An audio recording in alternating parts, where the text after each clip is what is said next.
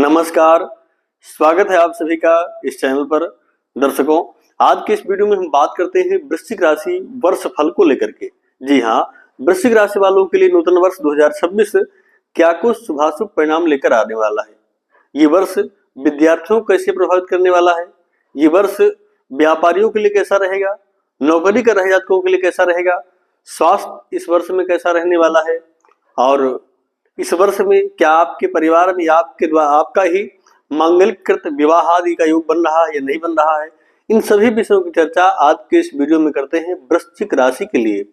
यानी वृश्चिक राशि वालों के लिए कुल मिलाकर के ये वर्ष क्या कुछ शुभाशुभ परिणाम देने वाला है। आइए चिंतन करते हैं, विचार करते हैं। सबसे पहले देखते हैं कि समय इस वर्ष में आपके लिए कौन से ग्रह किस भाव में गोचर कर रहे हैं और फिर उसके बाद कौन ग्रह कौन सा परिणाम दे रहा है।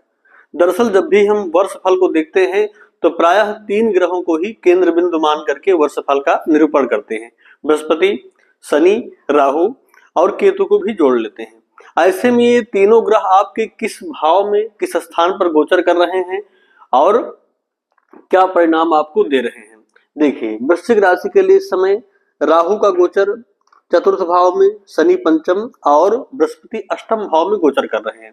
अब एक एक ग्रह को हम समझते हैं कि कौन सा ग्रह इस समय आपको क्या शुभाशुभ परिणाम दे रहा है।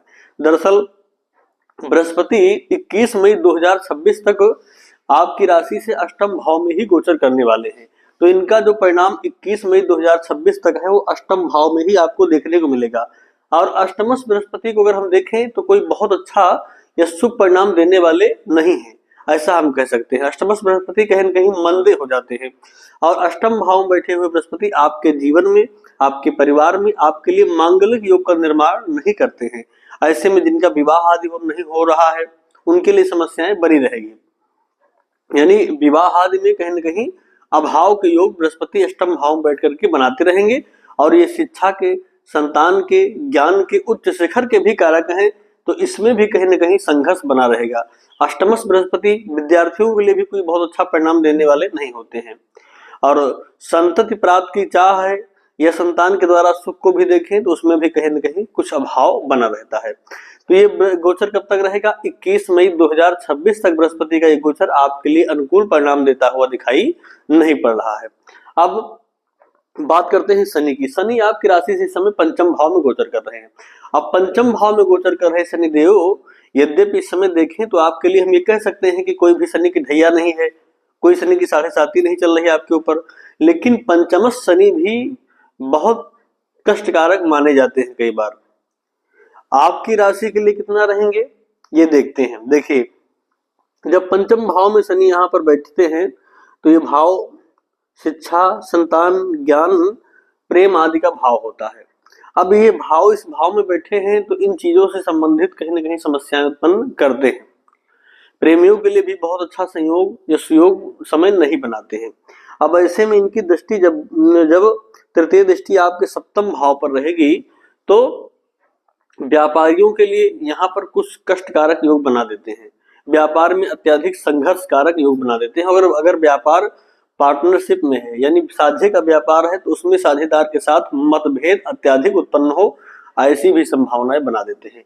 वहीं पर दाम्पत्य सुख को भी देखें तो आपके जीवन में इस समय क्या होगा, जब तक शनि पंचम भाव में गोचर करेंगे, यानी पंचम भाव में शनि आपके राशि से पूरे वर्ष रहने वाले हैं। तो 2026 में आपकी राशि से शनि का गोचर पूरे वर्ष पंचम भाव में रहेगा। और क्या क्या समस्याएं उत्पन्न करेंगे तो देखिए, साझे का अगर व्यापार है तो उसमें भी कुछ ना कुछ खटास उत्पन्न होगी साझेदार के साथ में।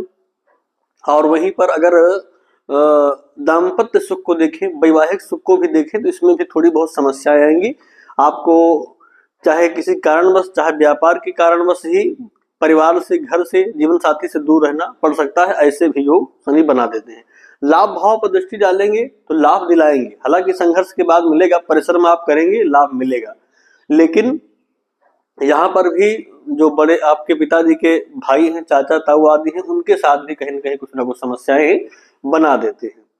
अब इनकी दशम दृष्टि द्वितीय भाव पर होगी। द्वितीय भाव पर भी शनि की दृष्टि को बहुत अच्छा नहीं कह सकते हैं। यहाँ पर भी शनि दृष्टि डाल करके कहीं न कहीं जो आपका परिवार है, पारिवारिक सुख में अभाव ला देते हैं, कुटुंब के सुख में और धन एकत्र होने में भी कहीं न कहीं समस्याएं बनी रहती है। तो वर्ष पर्यंत शनि का यह गोचर इस प्रकार से आपको शुभाशुभ परिणाम देने वाला रहेगा। क्या देगा? व्यापार अगर साझे का है तो उसमें कुछ समस्याएं उत्पन्न होंगी। वैवाहिक जीवन में भी देखें तो कहीं न कहीं सुख में कुछ कमियां, अभाव बना रहेगा। और चाचा ताऊ आदि के साथ जो संबंध है उसमें भी कुछ न कुछ कमियां, परिवार में भी कहीं न कहीं एक बिखराव के योग और संपत्ति यानी धन एकत्र होने में भी समस्याएं शनि वर्ष पर्यंत आपके लिए बनाएंगे। अब बात करते हैं राहु की। राहु चतुर्थ भाव में गोचर कर रहे हैं। चौथे भाव का राहु भी यद्यपि आपकी राशि के लिए बहुत अच्छा नहीं कह सकते, चौथे भाव का राहु भी कोई बहुत अच्छा परिणाम देने वाले नहीं रहेंगे।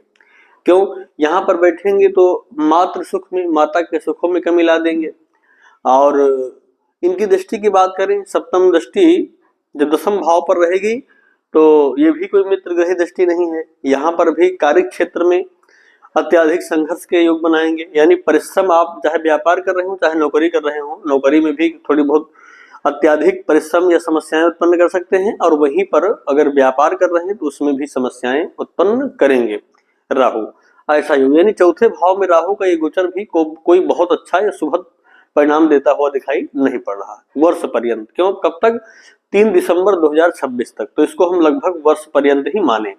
अब बात करते हैं बृहस्पति। बृहस्पति 21 मई 2026 के पश्चात जब राशि परिवर्तन करके आपकी राशि से नवम भाव में गोचर करेंगे तो यहाँ पर बृहस्पति आपको अनुकूल परिणाम देंगे। जो शनि और राहु के द्वारा आपको कहीं न कहीं कष्ट मिल रहा था उसकी भरपाई बृहस्पति यहाँ पर करेंगे। नवम भाव में गोचर कर रहे बृहस्पति अपनी उच्च राशि में हो जाएंगे तो कहीं न कहीं पिता के लिए बढ़िया होंगे, पिता के सम्मान सत्कार और आपके लिए भी भाग्योन्नति कारक बृहस्पति यहाँ पर हो जाएंगे। भाग्य की उन्नति करने वाले रहेंगे। शिक्षा, जो विद्यार्थी हैं उनके लिए प्रगति का अवसर बनेगा। संतान प्राप्त की कामना जो रखते हैं उनके लिए सुयोग अवसर बनाएंगे। और प्रेमियों के लिए भी सुखद समय होगा। और जिनका विवाह नहीं हुआ उनके लिए मांगलिक योग का भी निर्माण बृहस्पति यहाँ पर करेंगे। विवाह आदि भी उनके लिए बनने लगेगा। तो 21 मई 2026 के बाद देवगुरु बृहस्पति आपके लिए शुभग अनुकूल परिणाम देने वाले हो जाएंगे। उच्च राशि में बैठ करके आपकी भाग्योन्नति करेंगे। व्यापारियों के लिए सुखद समय, नौकरी कर रहे जातकों के लिए सुखद समय, शिक्षा, संतान, ज्ञान, प्रेम, इन सब की कहीं न कहीं वृद्धि होगी और इनमें अनुकूल परिणाम आपको प्राप्त होगा। इसमें भी कोई संदेह नहीं। देवगुरु बृहस्पति 21 मई के बाद आपके लिए सुखद परिणाम देते हुए दिखाई पड़ रहे हैं। अभी की बात करें तो अभी बृहस्पति भी मंद हैं और शनि पंचमस्थ, राहु चतुर्थ भाव में कोई बहुत अच्छा परिणाम आपके लिए नहीं दे रहे हैं।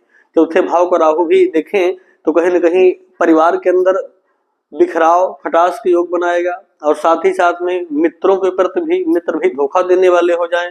जनता के प्रति आपका जो विश्वास, उस विश्वास में कमी हो जाए। इस तरह के योग और संयोग आपके जीवन में इस समय दिखाई पड़ेंगे।